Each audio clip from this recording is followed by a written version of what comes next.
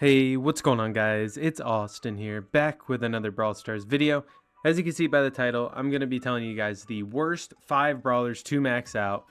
But before we get into that, I just want to clarify and say that when I make these videos about the best brawlers to max out and the worst brawlers to max out, this is completely based on meta and the research that I have done. But at the same time, this does not mean that you have to max out these brawlers or have to avoid maxing out these brawlers. If you enjoy playing them, please max them out. Enjoy having them maxed out, enjoy playing them. There's no reason to leave a brawler out that you feel comfortable playing and want to max out. Max out whoever you think you feel most comfortable playing. As for me, my most comfortable was Gale at one point, and now Gale's the top of the meta. So over time, the meta changes and these brawlers will be good at some point. I'm looking at one person in particular on this list that is getting a rework. If you haven't seen my video the other day, it's with Edgar on it and it's saying new changes are coming. So go ahead and find that video on my channel and watch that and then come back to this one. But without further ado, let's get into it. So the first one on this list, I'm going to be putting Janet. Although I believe that Janet's star power and super is very viable and very good in every situation. Being able to go up in the air with your jetpack, not be able to get hit, and do decent amount of damage is really good. But her gadgets and her star powers are very lackluster, especially when it is a tank meta. The damage against a tank isn't that great, and you kind of know where you're going to land as Janet. Very predictable in that sense. I can predict where Janet's going to land as a tank and completely demolish her as if I'm Frank. So for that reason, Janet is on this list. Next up, I know you guys might not agree. Prawn ready, Hank. I know Hank is he got his trio with Clancy, but Hank is just really fallen below the meta and has been for a while. I feel like he needs a rework at some point. He does a lot of damage if you get it all the way up, but without that, it's just not that great. Really does a lot less damage. I will say Frank can be viable in hot zone sometimes, but other than that, not very used. Next up on this list, we have Gus.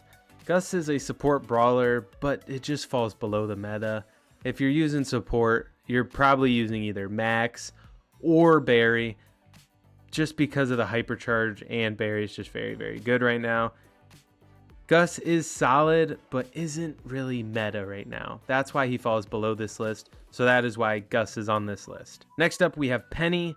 Penny, another great brawler, great support brawler. She can put that mortar wherever, but with Barry being active right now, it's not very good and not very... With Barry being out, Penny doesn't have a great spot to put that turret or mortar, because wherever she's going to put it, Barry can put ice cream on it, and then over time it's just going to disintegrate and eventually blow up. So for that, I just feel like Penny is being below the chain. I think that other brawlers like Jesse is better, especially with the hypercharge.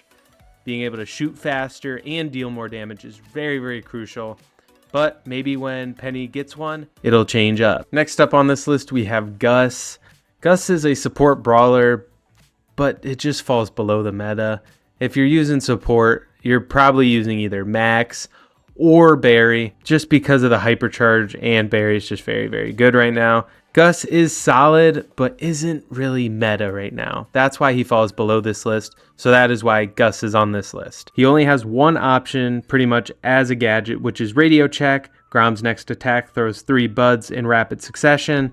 And then when we move over to the star power, he has two good star powers, X Factor and Foot Patrol. But you'd probably want to use X Factor for more damage at the max range. But I put Grom into this list because I just feel like he is very easily dodgeable, and compared to other throwers, he's just not that great. That's pretty much why he's in this list, is because he's dodgeable. And once you understand his pattern and where he's throwing and such, you're really not going to hit a lot of shots as Grom. So for that, I'm going to be putting him on this list. Last up on this list is going to be Darryl. As you know, we've heard teasers and a lot of information about maybe a rework to Darryl, and I think that would be beneficial. He was used as a counter to one brawler in the esports league, I think, at some point recently, but overall, he's just not that great. Very close range brawler, and you're going to want to use other brawlers that are close range if you want, such as Bull. Bull does a lot more damage than Darryl does all the time. So for that, I can't use Darryl. Darryl is just not that good. His slide mechanic is cool, but other than that, he's not that great. But anyway, guys, that has been the video. Drop a like, comment, and subscribe, and I'll catch you guys on the next video. Peace. Next up on this list is going to be Grom. I just believe Grom is very lackluster thrower compared to all the other ones, especially since berries come out.